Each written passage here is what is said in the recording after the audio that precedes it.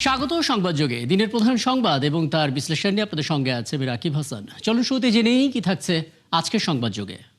পাহাড়ি বাঙালি সকলে মিলে আমরা একটা ভালো সম্বর্ধনা আমরা এখানে উপস্থিত থেকে আমাদের আবেগটুকু আমরা উচ্ছ্বাস দেখাতে চাই। 17 বছর পর ওনাকে একটি নজর দেখার জন্য 2 দিন আগেই আমরা কিন্তু ঢাকা চলে আসছি অনেকেই। জনবিস্ফোরণ ঘটবে এই ঢাকা শহরে, এটা ইনশাল্লাহ সারা বাংলাদেশের ইতিহাস হয়ে থাকবে। বর্তমান প্রজন্মে কিন্তু যোগে কোনো ভালো নেতা এখন বর্তমানে নাই। এখন উনি আমাদের আইডল, উনি আমাদের ভবিষ্যৎ। 3 দিন আগের থেকে জড়ো হয়ে গেছে ঢাকা শহরের মানুষের বাসায়, হোটেলে, সব জায়গায়। 25 তারিখে এখানে মানে মানুষের মহামিলন এবং মহামেলায় পরিণত হবে, এই ব্যাপারে আমরা নিশ্চিত। 1/2 কোটিরও বেশি মানুষের উপস্থিতি হবে সেদিন ঢাকায়। এবার থাকছে বিস্তারিত। বিএনপির ভারপ্রাপ্ত চেয়ারম্যান তারেক রহমান আগামী 25 ডিসেম্বর বাংলাদেশে আসছেন। একটা দীর্ঘ সময় দেশের বাইরে থেকে তিনি আবারও স্বদেশ প্রত্যাবর্তন করছেন এবং স্বাভাবিকভাবে নেতা কর্মী থেকে শুরু করে সর্বস্তরের মানুষের এক ধরনের আগ্রহ, পাখির চোখে সবাই নজর রাখছেন।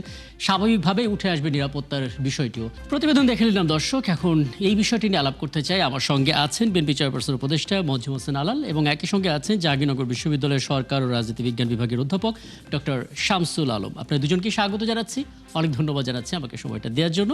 যারা মজিদ হোসেন আলাল, আপনাকে দিয়ে আলাপটা শুরু করতে চাই। প্রথমত, আপনাদের মতো সিনিয়র নেতা কর্মীদের ভেতরে এক ধরনের উচ্ছ্বাস আমরা দেখতে পাচ্ছি। সেই একই উচ্ছ্বাসের রেশ আমরা দেখতে পাচ্ছি তৃণমূল পর্যায়ে বিএনপির কর্মীরা যারা আছেন তারা। মূলত তৃণমূল কর্মীরাই তো আপনাদের প্রাণ এবং আমরা দেখি যে তাদের সেই উচ্ছ্বাস, উদ্দীপনা, নতুন আশাবাদ নিশ্চিতভাবে আসলে বিএনপি দেখছে এবং একই সঙ্গে সাধারণ মানুষও আমরা দেখতে পেলাম ভীষণ রকম আবেগ আপ্লুত এই মুহূর্তটার জন্য। দুটো বিষয় আপনার কাছে একটু স্পষ্ট হতে চাই। প্রথমত, এখন পর্যন্ত যে নিরাপত্তা বলয়টা তৈরি করা হয়েছে দল হিসেবে বিএনপি কতটা সন্তুষ্ট?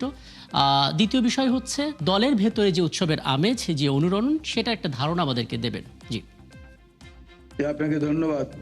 সম্মানিত আলোচক যিনি আরো এখানে যদি কেউ থাকেন তাকেও শুভেচ্ছা এবং 71কে এরকম একটি বিশেষ বিষয় উপস্থাপনার জন্য ধন্যবাদ জানাচ্ছি। বাংলাদেশের প্রত্যন্ত অঞ্চল থেকে আমরা স্লোগানের ভাষাতেও বলি টেকনাফ থেকে তেতুলিয়া, রূপসা থেকে পাতুরিয়া, সমগ্র জায়গায় একটা নারীর স্পন্দনের মতো একটা স্পন্দন তৈরি হয়েছে, একটা তরঙ্গ তৈরি হয়েছে।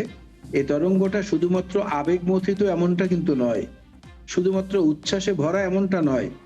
এর মধ্য থেকে একটা ভবিষ্যৎ বাংলাদেশ, একটা নতুন রাজনৈতিক ব্যবস্থাপনা এবং গণতন্ত্রের সঠিক পর্বে উত্তরণের একটা মানে আশাবাদ নিয়ে কিন্তু বাংলাদেশের মানুষ অপেক্ষা করছে, গোটা জাতি। আপনি সম্প্রতিকালে দেখেছেন, মাত্র কয়েকদিন আগে আপনাদের মিডিয়ার সম্মানিত যারা বরেণ্য ব্যক্তিবর্গ আছেন তাদেরকে নিয়ে বিএনপি একটি আলোচনা সভার আয়োজন করেছিল জনাব তারেক রহমান সাহেবের স্বদেশ প্রত্যাবর্তন উপলক্ষে। সে আলোচনায় আমরা দেখলাম, মুগ্ধ হলাম, তৃপ্ত হলাম, স্বস্তি পেলাম। যারা একসময় তারেক রহমানকে নিয়ে প্রচুর লেখালেখি করেছেন, তার রাজনৈতিক অঙ্কুরে বিনষ্ট হওয়ার মতো যে অবস্থা তৈরি করেছিলেন তারাই আবার এখন বলছেন যে তারেক রহমান এখন বাংলাদেশের জন্য অপরিহার্য হয়ে উঠেছেন, এখন তাকে দেশে বড় প্রয়োজন। এই জায়গাটাই হচ্ছে আমাদের উচ্ছ্বাস, আমাদের আনন্দটা হচ্ছে এই জায়গায় যে আগামী দিনের বাংলাদেশের গণতান্ত্রিক উত্তরণের যে সিঁড়িটি তৈরি করেছে এদেশের মানুষ এবং নেতৃত্বে ছিলেন জনাব তারেক রহমান এবং তার মাথার উপরে ছিলেন দেশনেত্রী বেগম খালেদা জিয়া। আজকে তাকে, সেই ইতিহাসের বরপুত্রকে যখন ভূমিপুত্র হিসাবে বাংলাদেশের মাটিতে আমরা পেতে যাচ্ছি, স্বাভাবিকভাবেই এটা একটা আগামী বন্দোবস্ত এবং বর্তমান উচ্ছ্বাস দুটোর একটি সমন্বয় ঘটবে বলেই আমি দেখতে পাচ্ছি পরিষ্কার সেই চিত্র। এখানে লোক হবে, মানুষ আসবে, প্রচুর অসংখ্য মানুষ আসবে বাংলাদেশের বিভিন্ন স্থান থেকে। তো সেই মানুষগুলোর মনে শুধুমাত্র তাকে সম্বর্ধনা জানানো, তার আগমন ঘিরে উচ্ছ্বাস, এটার মধ্যেই সীমাবদ্ধ না। এটা অন্তহীন সংস্কারের মধ্যে বিস্তীর্ণ হয়ে গেছে। এটা ভবিষ্যৎ বাংলাদেশের যোগ্য নেতৃত্ব প্রাপ্তির যে একটা তৃপ্তি বা আনন্দ, সেই জায়গাটার সঙ্গে একাকার হয়ে গেছে। গভীর রাতে যেভাবে জোনাকির আলো মানুষের মনকে সান্ত্বনা দেয়, মানুষের মনকে পরিচ্ছন্ন করে, ভাবাবেগে আপ্লুত করে, ঠিক তেমনি তারেক রহমানের আগমনও বাংলাদেশের গণতন্ত্রকে সুদৃঢ় করার একটা সুস্পষ্ট বার্তা নিয়ে মানুষের মাঝে এসেছে। যে কারণেই আমরা মনে করি যে দিন লোকারণ্য হবে এবং এই দিনই বাংলাদেশের ভবিষ্যৎ গণতান্ত্রিক ব্যবস্থাপনার একটা নতুন অধ্যায় সূচিত হবে। চমৎকার। আমি আসলে এখান থেকে আরো কিছু বিষয় জানার চেষ্টা করব। আমি এখানে একটু অধ্যাপক ডক্টর শামসুল আলম, আপনার একটা পর্যবেক্ষণ মতামত আমি একটু জানতে চাই। প্রথমত 5 আগস্টের পর দেশে এক ধরনের পরিস্থিতি ছিল যেটা আসলে সবার মধ্যে একটা ভয়ের সঞ্চার করছিল। নানামুখী বাস্তবতার মধ্য দিয়ে মানুষ গেছে এবং অনেকেই বলছিলেন দেশের ঠিক এই মুহূর্তে তারেক রহমানের বাংলাদেশে থাকাটা খুবই প্রয়োজন। অভিজ্ঞতা এবং একই সঙ্গে বিএনপির মতো একটা দলের নেতৃত্বে থেকে দেশে যখন তিনি পা রাখবেন একটা আশাবাদ তৈরি হবে। প্রথমত রাজনীতির যে অংশটা নিয়ে আমরা কথা বলছি সেখানে ঠিক এই মুহূর্তে তারেক রহমানের দেশে ফেরাটা কতটুকু প্রাপ্তির জায়গা বলে আপনি মনে করেন? ঠিক কোন কোন জায়গাতে আসলে এই মুহূর্তে তিনি ভূমিকা রাখতে পারেন? ধন্যবাদ। 71 টিভিকে একটা সমালোচিত বিষয় নিয়ে আলোচনার আয়োজন করার জন্য। আজকে সারা বাংলাদেশে যে প্রাণচাঞ্চল্য সৃষ্টি হচ্ছে কাকে কেন্দ্র করে, সেই আমাদের সর্বজন শ্রদ্ধেয় আলাল ভাই বললেন যে তিনি হচ্ছে ভূমিপুত্র হিসাবে এখানে আগমন করছেন। সেই তারেক রহমান যিনি 18 বছর এই দলটাকে তিনি নিজে হাতে গুছিয়ে তৃণমূল পর্যায়ের নেতা কর্মীদের সঙ্গে যোগাযোগ রেখে একে গড়ে তুলেছেন বিএনপিকে। বিশেষ করে বেগম খালেদা জিয়া তিনি অসুস্থ অবস্থায় ছিলেন। কয়েকদিন আগে তাকে কেন্দ্র করে সারা দেশে জনগণের যে উচ্ছ্বাসটা আমরা লক্ষ্য করি, তার প্রতি যে সমবেদনার দোয়া, তারই পরবর্তীতে আমরা দেখি তারেক রহমানও এখানে আগমন করার প্রস্তুতি নিয়েছেন এবং তিনি আগামী 25 তারিখে এখানে আগমন করবেন। একদিকে আমরা দেখি যে দল হিসাবে বিএনপি তার পেছনে কিন্তু ঐক্যবদ্ধ। সেখানে নবীন প্রবীণ যে দলের নেতা কর্মীরা রয়েছে সবাই তাকে অধীর আগ্রহে অপেক্ষা করছে তিনি 25 তারিখে দুপুর 12টায় আগমন করবেন। দল এখন অনেক সুসংঘবদ্ধ এবং নির্বাচনের জন্য প্রস্তুত। কয়েকদিন আগে যে ঘটনাটা ঘটে গেল যে নির্বাচনের একজন প্রার্থী হাদিকে যেভাবে হত্যা করা হলো, মূলত এটা যারা গণতন্ত্রকামী রাজনৈতিক দল তাদের প্রতি এক ধরনের ভীতির পরিবেশ সৃষ্টি করার জন্য করা হয়েছিল। যারা এই দেশে গণতন্ত্র চায় না, গণতন্ত্রের প্রাতিষ্ঠানিক আকার ধারণ করবে সেটা চায় না, তাদেরই ষড়যন্ত্রের বহিঃপ্রকাশ এটা ছিল। কিন্তু জনগণ এই বিষয়টাকে ভালোভাবে নেয়নি। সে কারণে আমরা দেখি এই চক্রান্তটা ব্যর্থ হয়েছে এবং এটা আরও ব্যর্থ হবে চক্রান্তগুলো 25 তারিখে তখন তারেক রহমান বীরের বেশে এখানে আগমন করবে এবং জনগণ কিন্তু এখন উচ্চকিত তারা আশা করছে তারেক রহমানের নেতৃত্বে দলমত নির্বিশেষে তারেক রহমানের নেতৃত্বে আগামী দিন দেশ এগিয়ে যাবে। শামসুল আলম, যে বিষয়টাতে একটু আসতে যাচ্ছিলাম, মানে রাজনীতি একটা ভুল পথে চলে যাচ্ছিল, এই মুহূর্তে আসলে তারেক রহমানের প্রয়োজনীয়তা অনেকে ফিল করেছেন, তিনি দেশে আসছেন। আমি সেটা জানতে যাচ্ছি যে তার স্বদেশ প্রত্যাবর্তন রাজনীতির মধ্যে কি ধরনের পরিবর্তন আনতে পারে? আসলে রাজনীতির মধ্যে যে পরিবর্তনটা লক্ষণীয় আমরা দেখছি, গত পরশুদিন মিডিয়ার ব্যক্তিত্বদের নিয়ে যে আলোচনা অনুষ্ঠিত হয়েছিল সেখানে এক সময় আমরা দেখেছি যারা তারেক রহমানের যে সমালোচনা করতেন এক সময়, তারাই কিন্তু যে বর্তমান যে সংকটজনক অবস্থা বাংলাদেশের অর্থনৈতিক ক্ষেত্রে, রাজনৈতিক ক্ষেত্রে, বিশেষ করে বিদেশ নীতির ক্ষেত্রে, সব ক্ষেত্রে কিন্তু এক অচল অবস্থা চলছে। সেখানে সাধারণ জনগণ দলমত নির্বিশেষে সবাই মনে করছে যে তারেক রহমানের দেশে আগমন এই বিষয়গুলোর ক্ষেত্রে সংকট থেকে উত্তরণের অনেক সহায়ক ভূমিকা পালন করবে এবং তার নেতৃত্বে যে নির্বাচনটা অনুষ্ঠিত হবে সেই নির্বাচনে বিএনপি অংশগ্রহণ করবে এবং দল হিসাবে তারা এগিয়ে যাবে এবং আইন শৃঙ্খলা পরিস্থিতি যেটার কথা আমরা বলছি, সেই যে সব চক্রান্ততা করা হয়েছিল যে তারেক রহমান যাতে দেশে না আসেন, কিন্তু সেটা তাদের আশার গুড়িবালি ভেঙে দিয়ে তিনি এখানে বীরের বেশে আগমন করছেন এবং যে রাজনীতিটাকে নতুনভাবে গড়ে তোলার একটা পথ নির্দেশন তিনি দিবেন, সেটাই কিন্তু জনগণ আশা করছে। এবং তিনি কিন্তু ঘোষণা করেছেন তাকে যারা অতীতে নির্যাতন করেছেন সে বিষয়গুলো কিন্তু তিনি এখন মনে করছেন না। জি। তিনি কিছুদিন এই যে সামরিক বাহিনীর কিছু কর্মকর্তাদের ওখানেও একজনের তিনি কাছে কিন্তু তিনি সরি বলেছেন, জি। যে তার ব্যবহারে যেন তারা কোনো কিছু মনে না করেন, তারাও কিন্তু সবদনে এটাকে মেনে নিয়েছেন।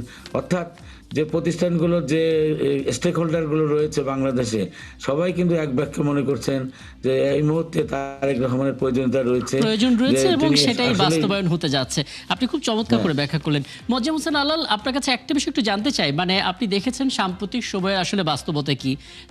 কোনো একটা ইস্যু নিয়ে আসলে একটা মব তৈরি করে সেখানে ভাঙচুর লুটপাট চলছে, পরদিন যখন সেটা নিয়ে ইনভেস্টিগেশন হচ্ছে ততক্ষণে আরেকটা ঘটনা ঘটছে, একটা অস্থির পরিবেশ তৈরি হচ্ছে। তারেক রহমান যখন দেশে ফিরবেন তখন দল হিসেবে বিএনপি যেমন চাঙ্গা হবে, রাজনীতির মধ্যেও তার প্রয়োজনটা আছে, কিন্তু মব সহ যে সমস্ত বাস্তবতা রয়েছে সেটা আসলে কতটা চ্যালেঞ্জ হয়ে উঠতে পারে?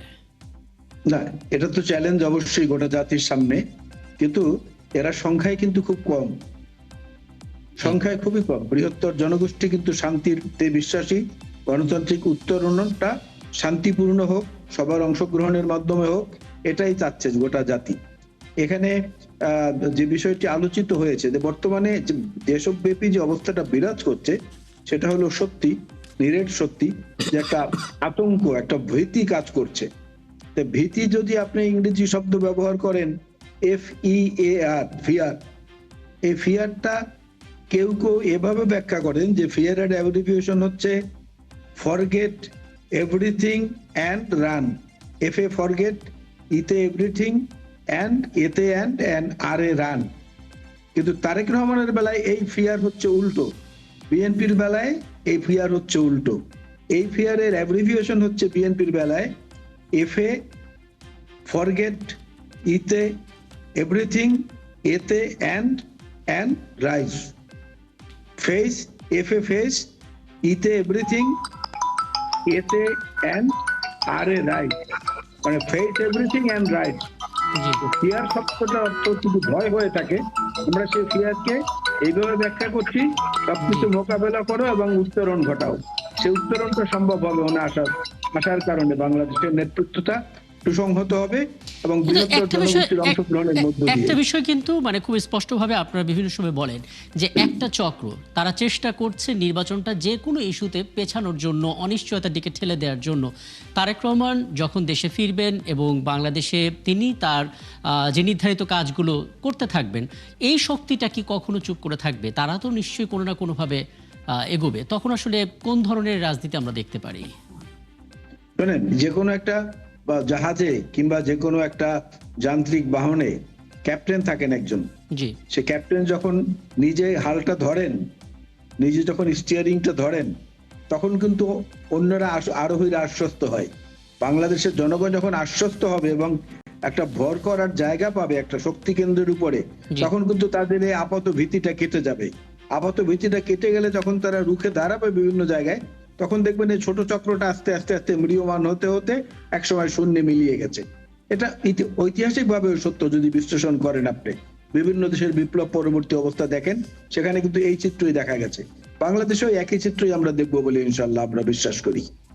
একদম, এই প্রত্যাশা নিশ্চয়ই সবারই আছে। এবং অধ্যাপক ডক্টর শামসুল আলম, সবশেষ মন্তব্য আপনার কাছ থেকে জানতে চাই। ইদানিকালে আপনি দেখেছেন যে আন্দোলনে যখন রাস্তা ব্লক করা হয়, বেশিরভাগ মানুষই আসলে বিরক্ত বোধ করেন, কারণ তারা একটু শান্তি চান। এবং বিভিন্ন সময় বিভিন্ন ক্ষেত্রে দেখা যায় সেই আন্দোলনে কিছু মোটিভ থাকে। যখন আসলে তারেক রহমান দেশে আসবেন এবং নিজের কাজগুলো শুরু করবেন, এই সমস্ত বিচ্ছিন্ন ঘটনাগুলো কমে আসবে বলে মনে করেন কিনা? খুব সংক্ষেপে জেনে আলাপটা শেষ করব। জি।